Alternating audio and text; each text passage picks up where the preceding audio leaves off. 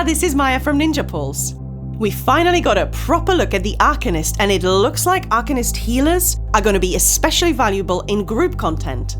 The Curative Runeform skill line looks really different, and the Crux minigame seems to add quite a bit of power and some engaging gameplay.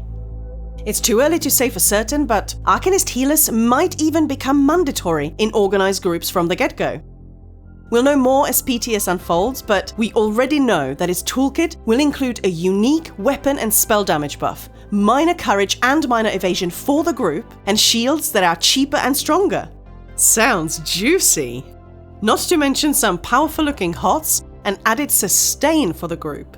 Here are the highlights.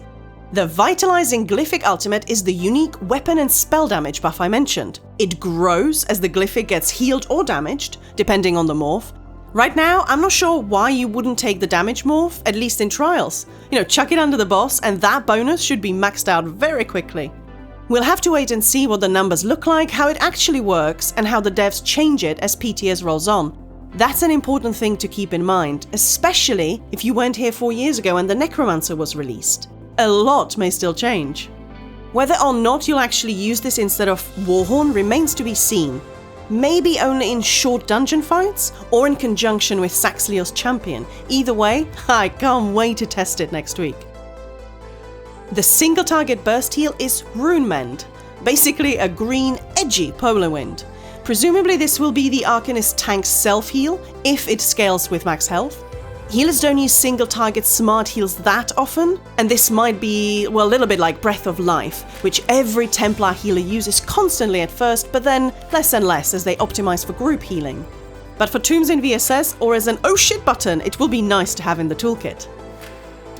Remedy Cascade is the healing beam. There aren't many channeled heals in ESO, but because this is an AoE heal, it could be very useful in groups that know how to stack.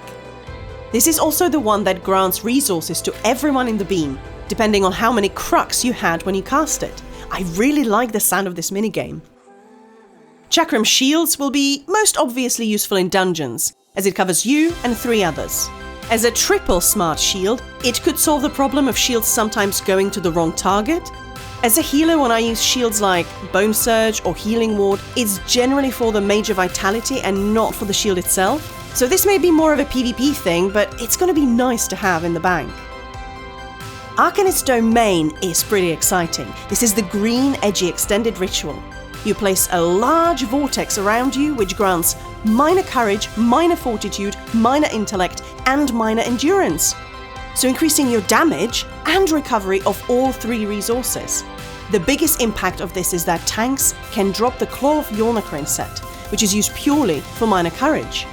Of course, a tank or a DD could also drop this AoE, but it seems a more obvious fit with a healer, especially since one of the morphs is also a healing AoE.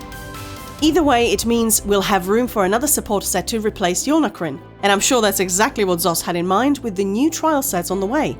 The light support set that grants major heroism could be crazy strong, well, depending on the tooltips and cooldown. We'll see.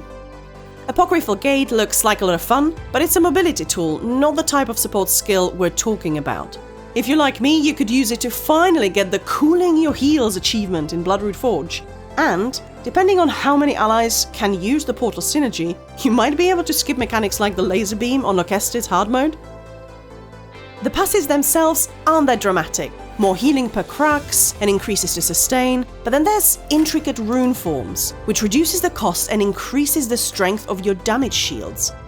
So if your group is ever using Barrier proactively, like Orzilto hard mode or Folgraven hard mode, you're gonna want an Arcanist Healer to run it, if possible.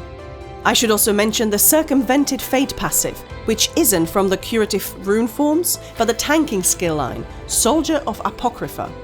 This grants you and your group minor evasion when you cast an Arcanist ability. Obviously, any Arcanist on any role will bring this buff, so it's not healer specific, but it adds even more to the support credentials of this class. The fact that I'm focusing on the healer isn't a comment on Arcanist tanks or DDs. I'm sure we'll see them everywhere in the coming months, and I'm sure they'll be great. It's just that the healer side of things seemed particularly compelling, and let's face it, the vast majority of Arcanist commentary is gonna be about DPS, so I wanted to draw attention to this. I'll say again, we'll know more once we can see the numbers.